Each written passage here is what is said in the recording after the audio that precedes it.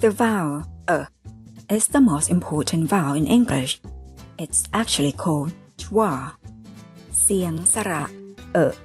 เป็นเสียงสระที่มีความสำคัญที่สุดในภาษาอังกฤษโดยมีชื่อเรียกว่า schwa. Schwa is usually in unstressed syllables. Let's have a look at some examples. schwa มักจะอยู่ในพยางค์ที่ไม่เน้นดังตัวอย่างคำต่อไปนี้ banana, father, camera. Now, as well as being a part of many words, schwa can also be a pronunciation for a whole word itself. นอกจากการเป็นส่วนหนึ่งของคำหลายๆคำแล้วschwa